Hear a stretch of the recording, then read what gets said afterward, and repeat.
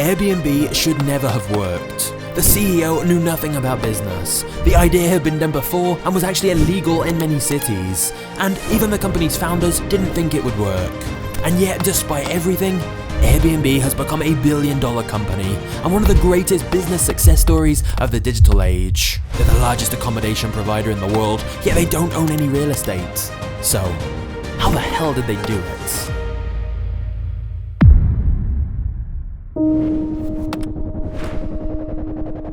Brian and Joe were on the verge of getting evicted from their apartment. Rent was due and they were broke. However, they knew a popular design conference was coming to town in a few weeks, which meant thousands of people would be descending on the city and hotels would quickly get full. And at that point, we just had this idea. We said, well, designers need a place to stay. We literally have no money. In fact, I don't know how I'm going to make rent. So we thought, what if we just created a bed and breakfast for the design conference? They had 3 airbeds they could blow up, and so they figured they'd try to charge people to stay at their apartment for the weekend. To advertise this, they created a basic website called Airbed and Breakfast using a free WordPress template. And, unsurprisingly, almost nobody took them seriously. But since hotels did fill up as expected, Brian and Joe managed to get a few people to pay to stay with them. And weirdly, it was great. They showed their guests around the city, took them to their favorite restaurants, and everyone had a great time. Brian and Joe made around $1,000 from the 4-day conference, enough to pay their rent, which bought them some extra time to try and come up with their real business idea. The Airbed and Breakfast was not the big idea. We thought it would pay the rent. So we had enough time to think of the big idea. So Brian and Joe began trying to think of what their groundbreaking new business would be, since Airbnb was never meant to be a serious long-term thing. However, whilst trying to come up with new business ideas, Brian spoke to his mum, who was concerned he didn't have a job. "Mum, I'm an entrepreneur," Brian explained, but she just said, "No, you're unemployed." And she was right. Brian and Joe didn't have any groundbreaking new business ideas. So they instead went back to their airbed idea, which had been a lot of fun. And so they figured maybe other people want to make money renting out airbeds in their apartments too. So Brian and Joe recruited their old roommate Nathan, a computer programmer who would help them make a more legitimate and professional looking site, where people could make money renting out airbeds in their apartments. And so they relaunched Airbed and Breakfast, advertising it as a new lodging service for sold out conferences. But most people were very skeptical. In fact, they only got 2 paying customers, one of which was Brian himself. The biggest problem was people didn't want to list their homes. Many people thought the whole thing was some weird social experiment. However, the 3 founders believed that if enough people actually tried it, they'd see it could be a great experience. So when they heard that 75,000 people were coming to the Democratic National Convention, where Obama would be giving a speech, they decided to relaunch Airbnb once again to try and drum up some publicity. And this brings us to weird business lesson number 1 from Brian Chesky. If you launch and no one notices, you can actually just keep launching. And so we just kept launching, like, we've launched, and like, people would keep writing about it as if we launched. And it worked. Right before the conference, they contacted every single blog and journalist they could to tell them about this new service they were launching called Airbed and Breakfast. Because it was quite a quirky idea, some people wrote about what they were doing, which caused some big newspapers to pick the story up as well. Soon, they had so much traffic that their website crashed, and PayPal banned their account for receiving too many payments too quickly, as people rushed to book apartments for the weekend that the conference was happening. But once they got those problems resolved, they were excited. Hundreds of people were listing their rooms on the site, and other people were booking them. They had proof this could actually work. The only problem was that as soon as the conference ended, people stopped booking rooms. They were back to square one with no customers. They needed to find a way to get people using the service all year round, not just at big conferences or events. But they were still very low on cash, so Brian spoke to one of his friends. He told me that there were these people called angels. And the first thing I thought was, oh my God, this guy's insane, he believes in angels. And he goes, no, they're angel investors. Brian had never heard of angel investors, but his friend explained to him that they could give him money to help grow the business, in exchange for owning part of the company. And so, Brian set up meetings with different angel investors, which went horribly. One investor they met at a cafe literally just got up halfway through and walked out of the meeting. The big problem was that their idea sounded so risky. Letting people rent out space in their house to total strangers sounded like it would end in disaster. And their business model involved taking just a small transaction fee on each deal. If you heard that investment pitch back in 2008, you probably wouldn't have invested either. So one after another, investors turned Brian down. Little did they know, if they had invested $150,000 back then, which is what Brian was looking for, today their investment would be worth multiple billions of dollars. It was literally one of the greatest investment opportunities, it's just nobody could see that yet. So Brian and Joe had to take on credit card debt instead, just to keep the business afloat. They really felt there was potential with the idea, but seemingly nobody else did. They had a service nobody was using, and it was going to take something incredibly unlikely to save the company.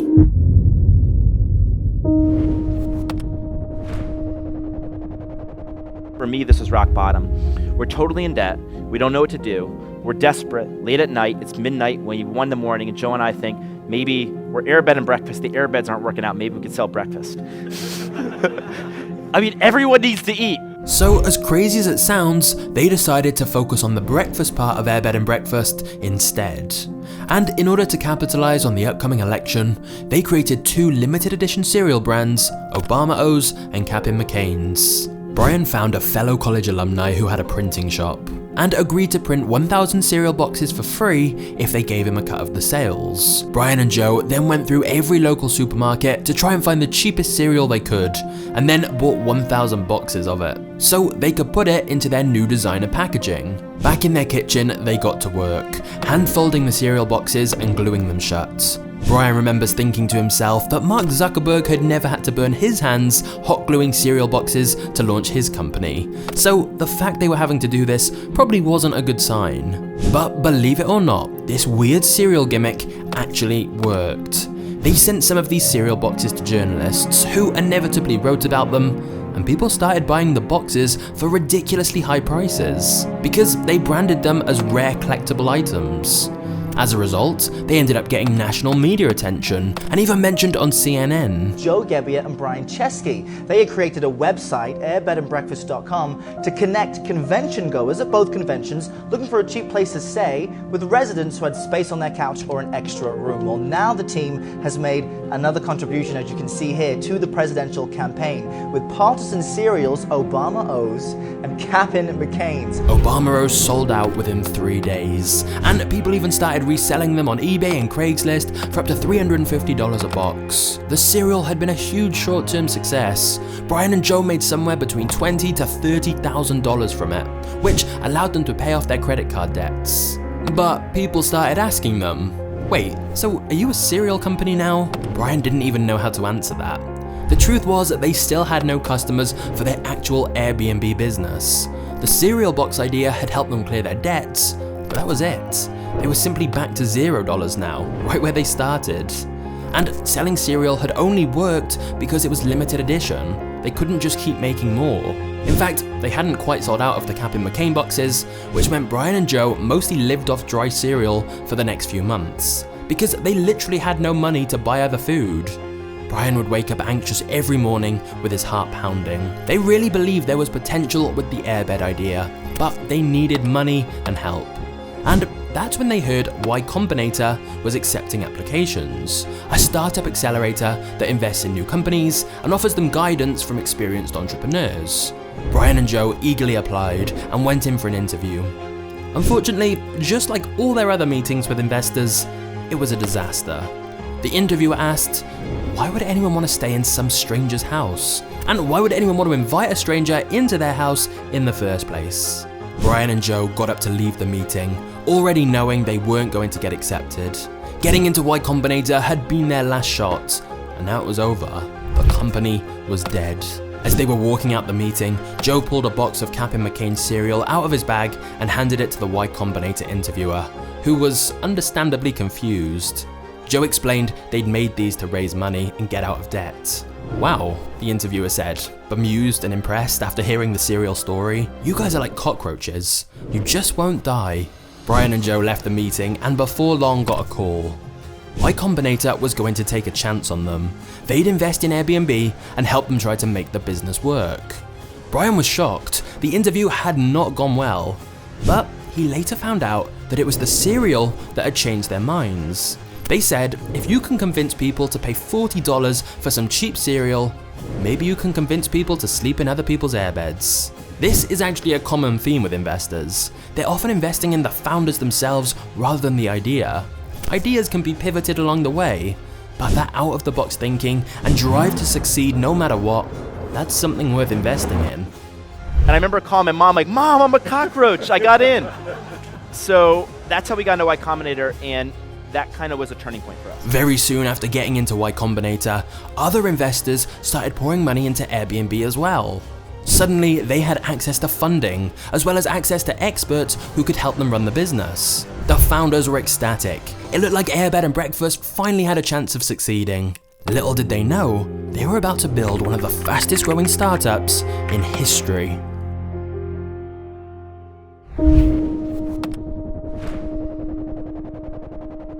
Shortly after joining Y Combinator, the Airbnb founders had a huge revelation. They'd been thinking way too small. At the time, their service was called Airbed and Breakfast, and their rules stated that you specifically had to rent out an air mattress, even if you had an actual bed to spare. Not just that, but the host had to be present at the house so they could provide breakfast. So they finally decided to get rid of all these restrictions and shorten their name to simply Airbnb, and almost immediately, demand increased. Another key realization was that users were terrible at taking nice photos of their apartments. So Airbnb agreed to send out professional photographers to help people take better pictures of their homes, which was expensive for Airbnb, but it paid off massively. Bookings for properties soared once the photo quality increased. 50 bookings a day, 100 bookings a day, 1,000 bookings a day. Momentum was building fast. They even started getting quirky listings, like you could stay in a treehouse, a castle, or even an igloo. And this helps explain why Airbnb suddenly started to take off. Many people had become tired of the mass commodification of hotels, where every single one looks the same. For example, you could be staying in Egypt, and it would look identical to a hotel room in your own country. And yet, people craved that authentic experience. They wanted to fully experience the country's unique culture and live like a local. And Airbnb allowed them to quite literally live like a local. Rather than just staying in busy tourist areas, you could move into a local's home. And sometimes they'd be there as well to tell you about the city. Now, when discussing Airbnb, some people point out that the idea of short-term rentals wasn't actually new. There were sites like Couchsurfing, HomeAway, and even Craigslist. But another one of the key reasons for Airbnb's success was that they focused on making the whole process much more user-friendly. Airbnb worked hard to make the design more sleek and modern, so it felt more professional. And they also focused a lot on their review system, where both the host and the guest would review each other to make the site feel more trustworthy. Airbnb then poached customers straight from their competitors. They created software to automatically email anyone who posted their property on Craigslist, asking them if they wanted to list it on Airbnb as well. Plus, Airbnb's timing was perfect. They launched right after the 2008 recession, when lots more people wanted a way to make some extra money by renting out spare space. And travelers wanted cheaper places to stay, so Airbnb simply matched these two groups together. Airbnb also invested heavily in technology. For example, using machine learning and AI to match people to the most relevant listings based on their own tastes and booking patterns. They also built an extremely robust payment system to manage payments between buyers and sellers without relying on a third party, thus making Airbnb's platform a fully self-contained system, which again felt more secure. But the biggest reason of all for Airbnb's sudden rapid growth is that Airbnb has truly global network effects, meaning the more people who list their place on Airbnb, the better the platform becomes to anyone who wants to travel. And of course, more travelers using the site leads to more people wanting to list their home there, so you start getting this exponential growth. And once Airbnb had their system built, it was very cheap and easy for Airbnb to expand into other countries, as the same platform could be used everywhere in the world. For most businesses, expanding into a new city would require huge costs, but not for Airbnb, because they didn't have to own any property themselves. So, with all of these things combined, Airbnb had stumbled onto a winning formula, which caused even more investors to put money in to help the business grow faster. Of course, there were still some who were skeptical of Airbnb. They felt strangers opening their homes to other strangers was surely going to end in disaster. Surely people's houses would get trashed or their belongings stolen. But I'm pleased to tell you that Airbnb is proof of how great humanity can be, because even all these years later, there has never been a major incident. Just kidding, this isn't a Disney movie, so brace yourself. Things are about to get dark.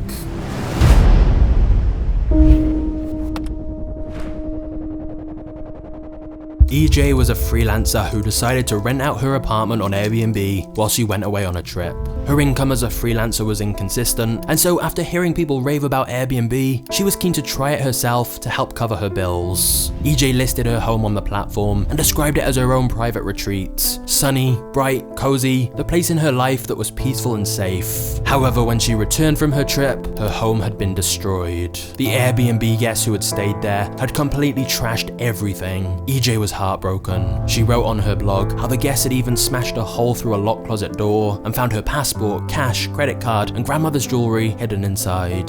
They took her camera, iPod, laptop, an external backup drive filled with photos and journals. Her entire life. They burned many of her possessions in the fireplace and left ash all over the room. Her furniture, counters, bed, and printer had been doused in powdered bleach. Her clothes were left in a wet, mildewing pile on the floor. So much had either been stolen or broken beyond repair. EJ felt violated, terrified, and could no longer live in her home. She wrote on her blog that she was now suffering from regular panic attacks and spending her afternoons looking through pawn shops to try and find some of her personal belongings that had been taken. But she said the thieves had stolen something that couldn't be replaced: her spirit. EJ's post was soon picked up by multiple news sites, and it went viral. At the Airbnb offices, the team had no idea what to do. Some felt they should admit that it was their fault and try to publicly make amends, but others worried that admitting responsibility would open them up to all kinds of liability in the future. Airbnb's legal team urged Brian to be extremely careful about what he said and try to deal with the matter privately and quietly. Initially, Airbnb was slow to react at all and released quite a generic statement saying they'd been in close contact with EJ, which she later said wasn't really true. The backlash against Airbnb got bigger. Brian couldn't sleep. His chest constantly felt tight. He didn't know what to do. So he ignored all the legal advice he'd been given, sat at his laptop, and simply wrote what he really felt. He began with,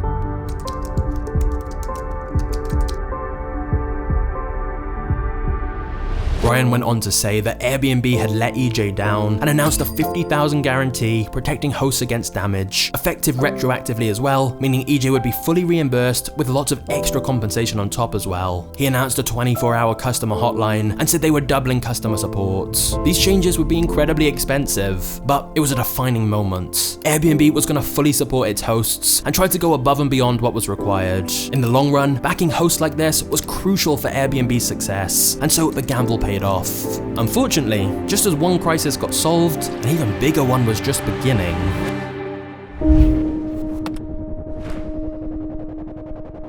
All right, let's get to the heart of the problem, though, regulation. Yeah, So you're having some issues in every major city. It turns out that the whole idea of Airbnb, renting out your home on a short-term basis, broke the law in many places. And it can completely vary in different countries, cities, and even towns, as everywhere has slightly different local laws around rentals, building code standards, tax collection, and more. Now, in many places, Airbnb worked with regulators to find a solution so they could operate legally. But in some places, it wasn't that simple. There's a massively powerful hotel industry in New York and hotel unions that have really galvanized people and created this kind of perpetual battle.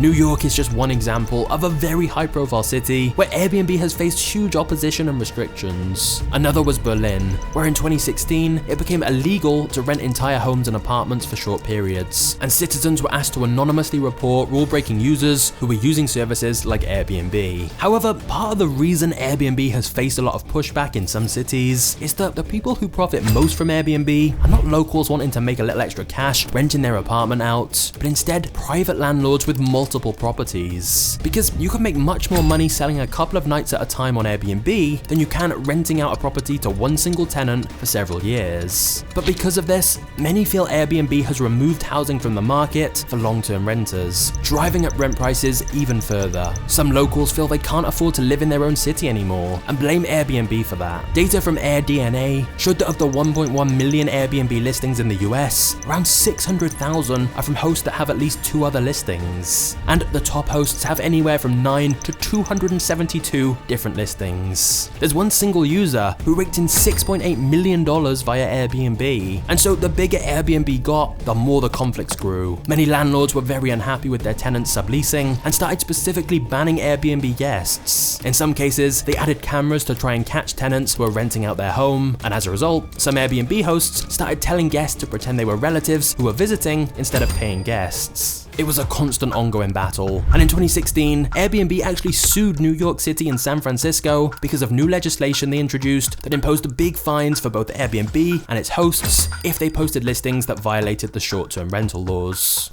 However, in 2015, Brian stood on stage at a company-wide meeting and told everyone that what would kill Airbnb was not regulators or competition, it was losing their ability to be crazy, to try new and exciting ideas. Brian had studied successful companies like Amazon and Apple and concluded that to achieve long-term success, they needed to branch out into new markets. Brian decided he wanted Airbnb to play a bigger role in people's trips, and thus they launched the Experience Marketplace, a new feature of their site where hosts with a particular skill could offer different experiences to guests. Like, you can meditate with a Buddhist monk, you could have afternoon tea on an alpaca farm, go on a spooky late-night walking tour, or even have an expert fire spinner teach you the art of firebending. The idea was to offer authentic travel experiences from real locals. And after the feature launched, some hosts started earning more money from offering these experiences than they did from actually renting out their rooms on Airbnb. The plan seemed to be going well, and Brian said in future he wanted Airbnb to be involved in every aspect of a person's trip. Meaning, with Airbnb you would book restaurant reservations, tickets, and lots more, all via Airbnb's app. But then, suddenly, everything changed.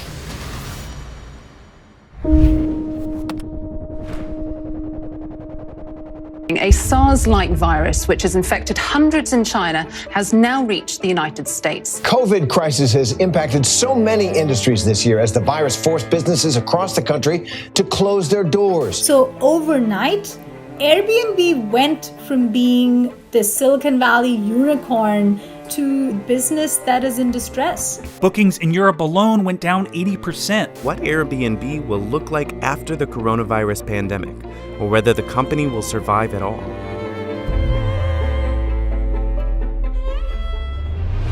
If there's one business model you really don't want in a pandemic, it's a business model built around people traveling to new places and staying in strangers' homes. In fact, many started calling it the Airbnb apocalypse. We got more than $1 billion of cancellations by guests, requested cancellations. So what happened is the pandemic hits, people can't travel, and a whole bunch of people cancel, right? Because they have cancellation policies. There were about $1 billion of requested cancellations, but the host wouldn't let them cancel. So we had to make a decision.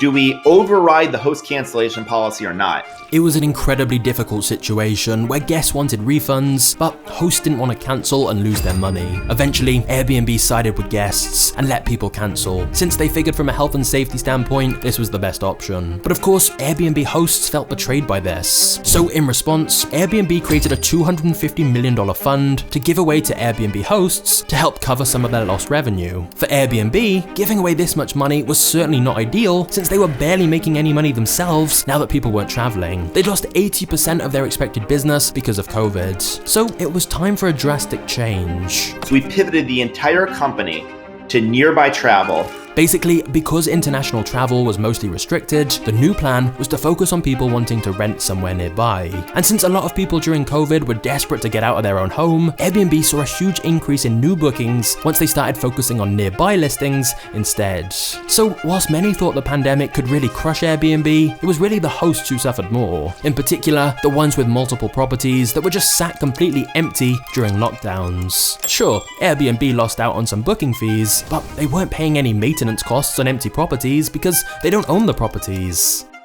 However, whilst in many ways Airbnb's business model is brilliant, some are still wondering if it's actually sustainable long term. Because Airbnb has yet to report an annual profit since Brian and Joe launched the company 12 years ago. In fact, it's been warned they may never be profitable. So, whilst Airbnb have managed to survive so many challenges, from homes getting destroyed, to legal battles, to a global pandemic, and so many more controversies, some wonder if the biggest problem of all for Airbnb is simply that their core business model might not be profitable palatable. The truth is, that still remains to be seen. But what is undeniable is that Airbnb is a modern-day rags to riches story. It's quite amazing when you stop to think about it. Airbnb exists because two guys couldn't afford to pay their rents. Even Brian himself admitted the whole idea was a weird 1 in a million shot that pretty much nobody except his granddad thought was a good idea. And yet, him and his two co-founders somehow built this giant global company. Brian was even named as an ambassador of global entrepreneurship by Obama, which was a bizarre full circle moment given that Brian only managed to save Airbnb by making Obama-themed cereal to raise money to pay off his credit card debts. Very few companies have seen such rapid growth as Airbnb, although there is one company that comes to mind that's even more controversial than Airbnb, which is ByteDance, the Chinese company who created TikTok. If you want to watch my video on the story of ByteDance and TikTok, you can check that out by clicking right here. But first, I want to tell you about our video sponsor, Brilliant.org. Brilliant's philosophy is that learning shouldn't be about sitting in boring lectures and memorizing information for a test. It should be about actually solving practical problems yourself, which is a much better and more fun way to learn. That's why Brilliant have an extensive catalogue of interactive courses to help you learn a wide variety of STEM subjects and other incredibly useful skills, including software development, statistics and finance, engineering, and many, many more. You can just pick any course you're interested in and get started at your own pace. A great example is their statistics course that helps you learn how to make the best decisions when you have limited information, a skill that's incredibly helpful not just in business, but in all areas of life. So if you'd like to try out Brilliant for free, click the link in the description below or visit brilliant.org/magnates, and the first 200 people get 20% off an annual membership. Thanks for watching to the end of this video, you are a legend, and I'll see you soon. Cheers.